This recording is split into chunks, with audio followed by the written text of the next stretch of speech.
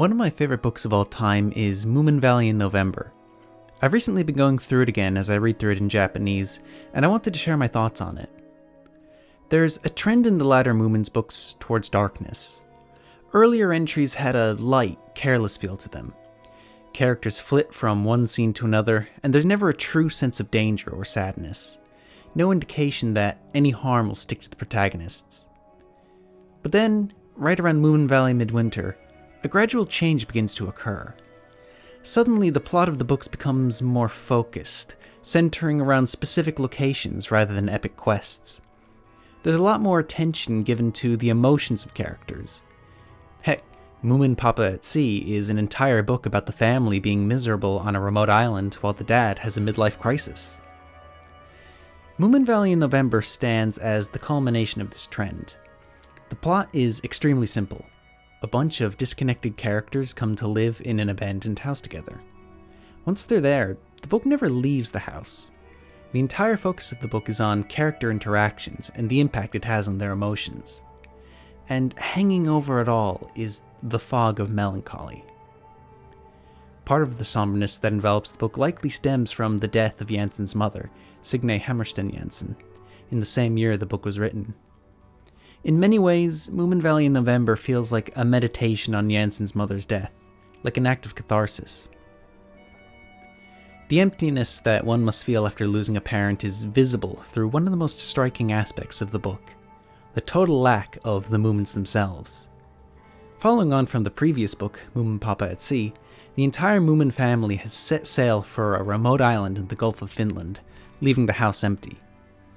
There's a certain coldness to the environment that's left by their absence. The only things left of them are their possessions and the memories we have of them. This sets up the main body of the novel.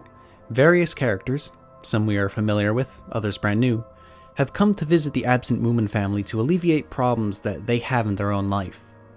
But when they find that they can't get the guidance they need from the Moomins themselves, they decide to try and live as they think the Moomins would, because in their mind, the family is a paragon of stability and happiness.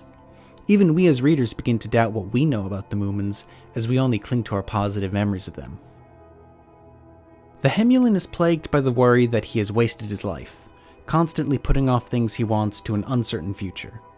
He has an obsessive need to control others, to organize and order them around, but with no idea as to what purpose. "I try so very hard," he tells Snufkin in one scene, not even knowing what he's trying to do. He feels he has no effect on the world, but wishes that he did. He's unable to understand others, and as a result, can't see why they dislike him. As the novel progresses, the Hemlin latches on to the idea of Moomin Papa because he idolizes him as an authority figure that everyone respects, obsessed with creating gifts for honoring the Moomin patriarch. But this in itself is disconnected from Moomin Papa's reality. Hemlin is unaware of Moomin Papa's own troubles, of his midlife crisis, or his own feelings of uselessness. Hemlin's idolization stems from his lack of knowledge of the reality of Moomin Papa. When Hemlin's repeated attempts to build a treehouse for Moomin Papa fail, it becomes clear that Hemlin has been superimposing his own wants on the Moomin. The Hemlin wants to be loved, and believes that Moomin Papa is, so he imagines Moomin Papa as the Hemlin, but successful. Also, this doesn't fit in anywhere else, but I just love that in the Japanese translation of the book, when Hemlin asks Snufkin if it isn't profound that Moomin Papa named his boat Adventure, he uses the word imishincho, which means pregnant with hidden meaning, which is such a glorious way to show how stupid the Hemlin's idea is. One of my favorite bits of translation ever. Also, in my queering of Moominvalley canon, the Hemlin is a dom daddy, and I will hear nothing to the contrary. It's so stupid.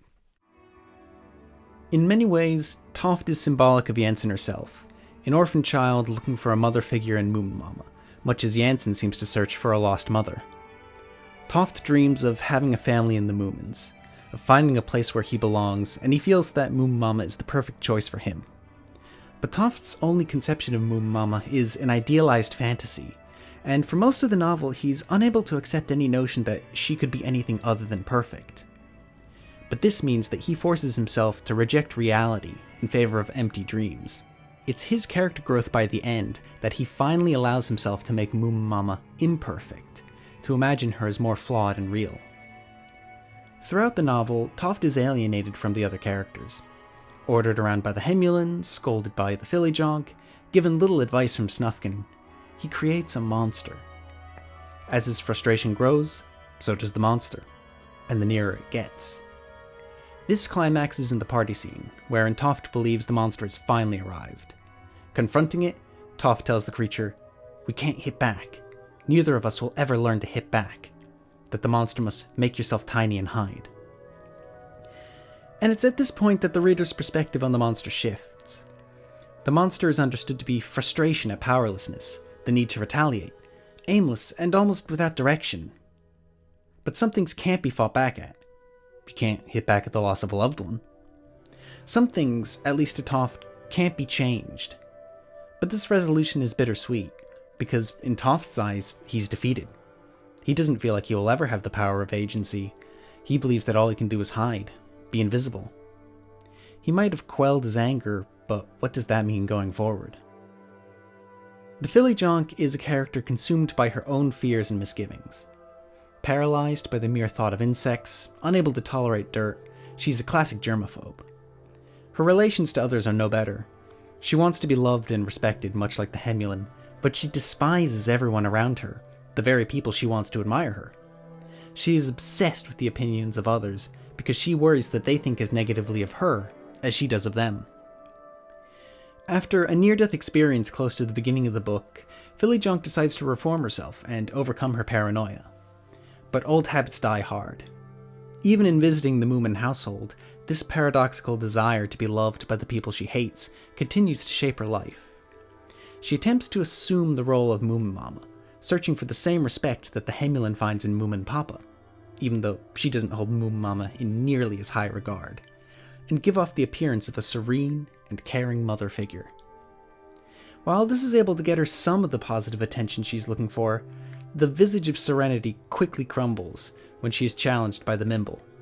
"Moomin Mama, that's all I hear. What's so special about her? A slovenly family, the whole lot of them." The Fillyjonk seems to dislike herself as a person, but is unsure of what she would rather be. The peace she finds at the end, if you can call it that, is in recognizing her own nature and owning it, rather than feeling ashamed of herself. She is stern, a clean freak, obsessed with others' opinions of her, but she's at peace with that, even finding herself growing as a person when she takes up Snufkin's harmonica. Snufkin presents himself as a character who enjoys solitude, who simply likes freedom. But this desire often manifests itself in a fear of others, a fear of the group. When Grandpa Grumble asks Snufkin when he will join the others, Snufkin acknowledges that he's been putting off interacting with others intentionally, and shows an anxiety at the prospect. This suggests that Snufkin self-imposes an isolation out of the belief that mixing with others will force him to confront things about himself that he dislikes. Even in the first chapter of the book, Snufkin packs away his tent at an almost manic speed, the text implying he would do so to abandon those he considers friends, even before they wake up. Throughout most of the book, Snufkin's interactions with the others are often short, lacking in effort.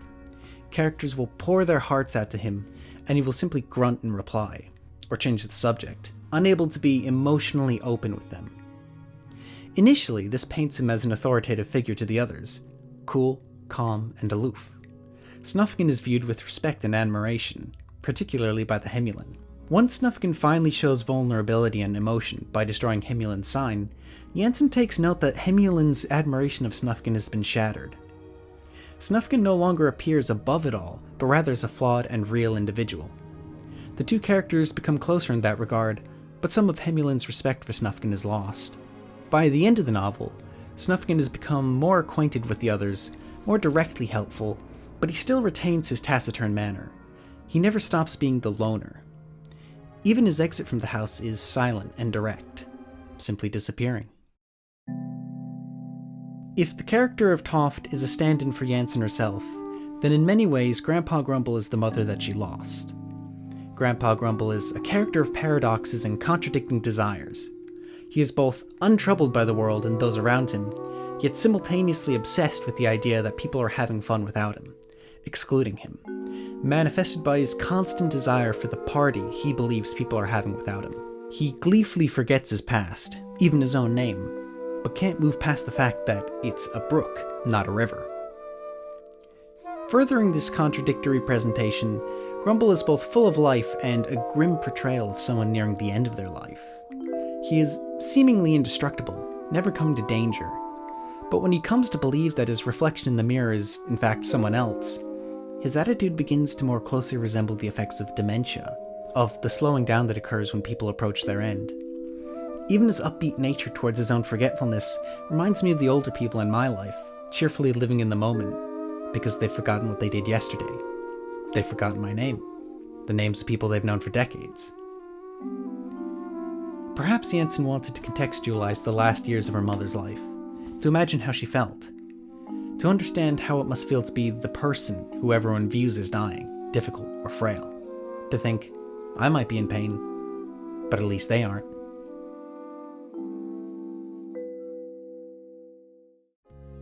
The Mimble is probably the oddest character in the novel.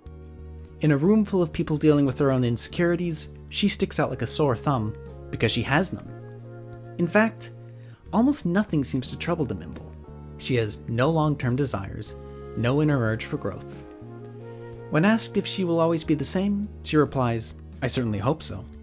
Everything she does is by her own clock, her own whims, and she is perfectly content with it. She is completely confident in her own convictions. In this way, she acts as the perfect foil to the constant worries of the other characters.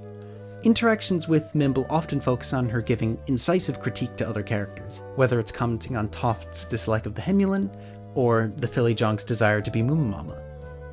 These comments are not aimed to hurt the other characters, but rather to point out the disconnect between their presented image and their inner motivations. As a result of this, despite having less character traits than most others in the novel, Mimble often has the most interesting interactions, offering clarity and conciseness in contrast to the others' muddled thoughts. So what does it all mean? So much of the novel is concerned with idolization and reality, how people view each other, how they want to be viewed by others. Throughout the novel, characters put each other on pedestals, and their growth comes from the destruction of these pedestals. Hemlin stops glorifying Moomin Papa and Snufkin, Filly Jonk stops trying to be Moomin Mama, Toft stops idealizing Moomin Mama. The characters themselves represent various stages of life, from young characters with their lives ahead of them, to older ones who live in regret, to a very personification of death. There is no true resolution to the story. At the end, the characters simply leave one by one, back to their own lives. And Toft is left to wait for the moomins, for the mother he always wanted. It's almost as if Jensen created these characters as a form of reconciling her own loss, processing her mother's death through these characters. Maybe she worried about having nothing of her mother but memories. Maybe she struggled to remember her mother as a real person who lived, only able to recall the good. Maybe she wondered how her mother truly felt in those final days, and how she herself would feel when it came time to look back on her own life. And maybe, in the end, she was able to let go.